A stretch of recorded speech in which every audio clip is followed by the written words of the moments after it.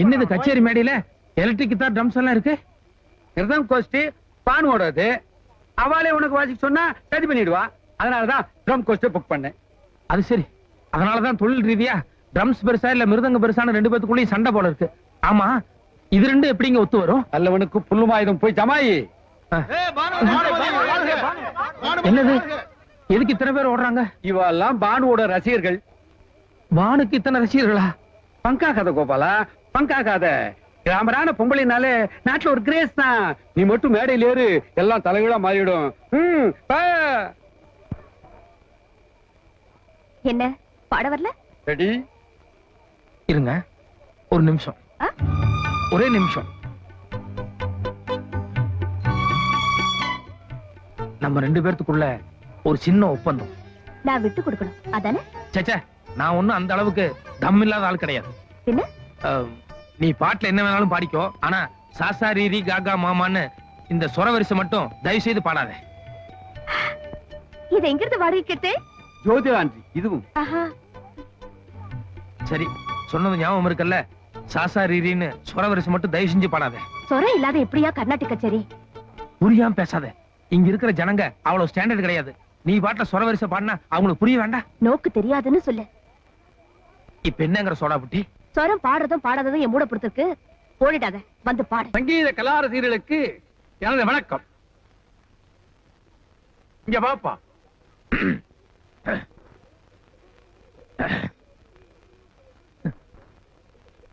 பொதுவாக நான் கேள்விப்பட்டிருக்கிறேன், பூவுடன் சேர்ந்த நாரும் வணக்கம் என்று. ஆனால் இன்றைக்கு இந்த நாருடன் சேர்ந்து பூவும் நாறிவிட்டது. இந்தாப்பா, இந்த மாலையை நீயே வச்சுக்கோ. பேத்தி பானுவுக்கு சங்கீதத்தில் நல்ல ஞானம். ஆனால் இன்று இவருடன் சேர்ந்து அவளும் எடுத்த லூட்டி இருக்கிறதே சகிக்க முடியவில்லை. இது சங்கீதத்திற்கே ஒரு பெரிய அபச்சாரம்.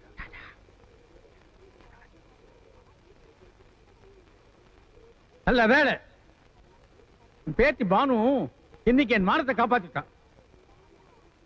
தொடர்ந்து தெரியாத ஆளோட போட்டி போடுறது தப்புட்டு நினைச்சு இன்னைக்கு போட்டியில இருந்து வாபஸ் வாங்கிட்டாளாம். கேள்வி ஞானத்தினாலேயே கோபாலன் எவ்வளவு நன்னா பாட முடியும்னு நீங்கள் தெரிஞ்சுக்கத்தான் கூட பாடினாளாம். மொத்தத்திலே அந்த அசடு சங்கீதத்தை விட இவனை ஒரு பெரிய மனுஷனாக வச்சு இப்படி ஒரு தாகம் பண்ணி இருக்கான். உங்களுக்கு ஏதாவது புத்தி இருக்கா மாமா? வாய் திறந்து கூப்பிட வேண்டியதானே? காலங்காத்தால விசில் அடிச்சுட்டு. விஷயமே விசில் அடிக்கிற விஷயம் தான். மேட்டர் என்னன்னு சொல்லுங்க. எனக்கு கால்னா பிரயோஜனம் இல்ல, நோக்கு கோடி ரூபாய் வரும். Come on quick.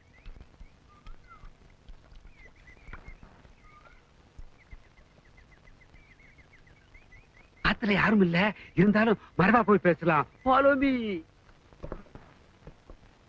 அனுமாரா பிறக்க வேண்டியவர். அனு, இப்போ நான் உங்ககிட்ட 100 ரூபாய் கடன் கேட்டா என்ன சொல்லுவ? மண்டையில உடைச்சு. ஒரு விஷயத்தை கேட்டா 100க்கு பதிலா 1000 கொடுப்ப. டடடாய். கோபாலன், அந்த கோபாலன், அந்த கோபாலனோடு நீ ஆடுவாய்.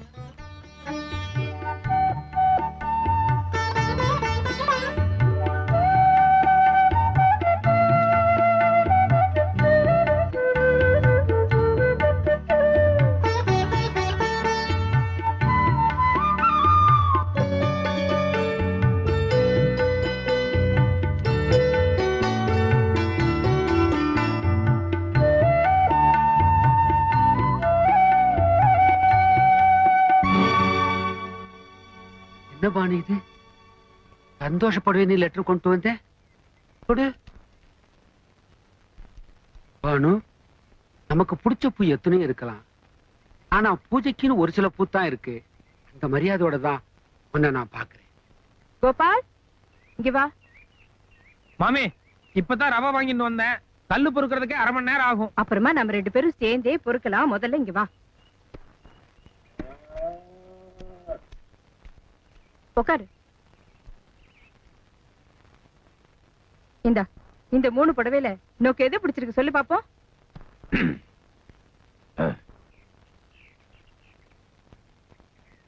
ஏண்டாடி அவன் புடவைக்கான இவ பொம்மநாட்டு மத்தியில நீ என்ன மணியாட்டுறியா? நியாயமான கேள்வி. இத புடிங்க மாமி, நான் வரேன். நீ உட்காரு கோபால். ஏன் மாமா எப்ப பாரு அவன் மேல எரிஞ்சு விழுந்துட்டே இருக்கு? எப்ப பாரு எரிஞ்சு விழுறேனா? ஏண்டா அப்பப்போ கோல் முட்டை வேற ஆரம்பிச்சிட்டியா? ஐயோ மாமி, சிக்கலுக்கு மேல சிக்கல் உண்டாக்குறல. நான் தான் அவனை கூப்பிட்டேன். நீங்க போய் உங்க வேலையை பாருங்க. எனக்கு என்னவோ இவனை கொஞ்சம் தூரத்துல வச்சுக்கிறதா பெட்டர்னு தோன்றுது. ஆனா வெஸ்ட். ஏன் கோபால், எது பிடிச்சிருக்கு? தாத்தா சொன்னதா ரொம்ப பிடிச்சிருக்கு. நான் எப்பவுமே உங்களை விட்டு தூரமா இருக்கிறதா நல்லது. உன்னை பக்கத்துல வச்சுக்கிறதுக்காக தான் கூப்பிட்டேன். இப்ப நீ செலக்ட் பண்ண போற இந்த புடவைய யார் கட்டிக்க போறா தெரியுமோ? பானு. அவ எந்த புடவை கட்டினா அழகா இருக்குங்கிறத நீதான் முடிவு பண்ணணும். சொல்லு கோபால், எந்த புடவை நோக்கு பிடிச்சிருக்கு? ஏன் மாமி, உங்க பொண்ணுக்கு நீங்க செலக்ஷன் பண்ணாம சம்பந்தமில்லாத ஆளுகளை போய் செலக்ஷன் பண்ண சொல்றீங்களே? இத பாருங்கோ, பகவான் யார் யாரை எங்கெங்க சம்பந்தப்படுத்த போறாருன்னு நேக்குதான் தெரியும். சொல்லு கோபால், எந்த புடவை நல்லா இருக்கு? 2 புடவை செலக்ட் பண்றேன் மாமி. ஓஹோ, உன் பானுவுக்கும் உன் உங்க அம்மாக்கா? சரி சரி, ரெண்டுக்கும் நானே காசு கொடுத்துடுறேன். எந்த 2 புடவை?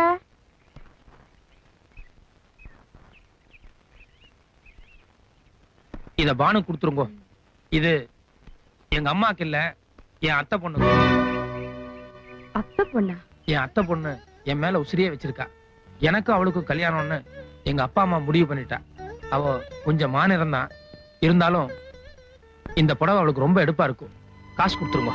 இரு, என்ன உசிரே கிசிரே கல்யாணம் அது எதுன்னு? நான் ஒன்னும் தப்பா பேசலையே மாமி. என்ன தப்பா? நானே போனும் தப்பா பேசலையே. பின்ன காசு கொடுத்துருங்க. எதுக்கு கொடுக்கணும்? நீ என்ன கொடுத்தா வச்சிருக்க? நீங்க தானே மாமி முதல்ல காசு கொடுக்கறதா சொன்னீங்க. ஆமா சொன்னேன். அம்மாக்கு நான் ஏதோ காசு கொடுக்கலாம்னு நினைச்சேன். கண்ட அத்தை பண்ணிக்கலாமா? கல்யாணம் பண்ணிக்க போற பொண்ணு தானே. ஓஹோ, கல்யாணம் பண்ணிக்க போறியா? மகராஜனா பண்ணிக்கோ, போ, இப்பவே பண்ணிக்கோ. நான் கொடுக்க மாட்டேன், கொடுக்கவே மாட்டேன். அம்மா, புடவைய செலக்ட் பண்றதுக்காக தானே அவரை கூப்பிட்டேன். முடிஞ்செடுத்து பானு, முடிஞ்செடுத்து பா. அவர் கல்யாண பரிசா நாம இந்த புடவைய கொடுத்ததா வச்சுக்கிட்டோம். காசு கொடுத்துறேன். ஏன் கோபால், உன் அம்மா கண் ஆபரேஷனுக்காக ஊர் பூரா 10,000 ரூபாய் வேணும்னு கிருஷ்ணய்யர் கேட்டு இருக்காரு. நிஜம்தானா? ஐயோ சத்தியமா புள்ளாண்ட சொல்லித்தான் கேட்டேன். நீ படிச்சவன் புத்திசாலி பையன் நினைச்சேன். ஏன் ஆத்துல தங்கிண்டு மத்தவாக்கிட்ட கையேந்துனா நோக்கு மட்டும் இல்ல, நேக்கும் அசிங்கம் தெரியாதா? தப்புதான். கிருஷ்ணய்யர் அண்ணா, அங்கே டவல் இருக்கே, அதுக்குள்ள பணம் இருக்கு, எடுத்து கோபாலண்ட கொடுங்க. அண்ணா, நீங்க ஏற்கனவே நேக்கு உத்தியோகம் வாங்கி கொடுத்ததுல இருந்து உங்க ஆத்துல தங்குற வரைக்கும் எத்தனையோ உபகாரம் பண்ணிருக்கேன். அதுல இதையும் சேர்த்துக்கடா, குடி. சும்மா இருங்கண்ணா. இது நேக்கு வேண்டாண்ணா, ரொம்ப சங்கோஜமா இருக்கு. நான் எப்படியாவது சரி பண்ணிக்கிறேன். அது சரி, பெத்த அம்மா இல்ல, அதுவும் கண்ணு சமாச்சாரம். பேசாம காசை வாங்கிட்டு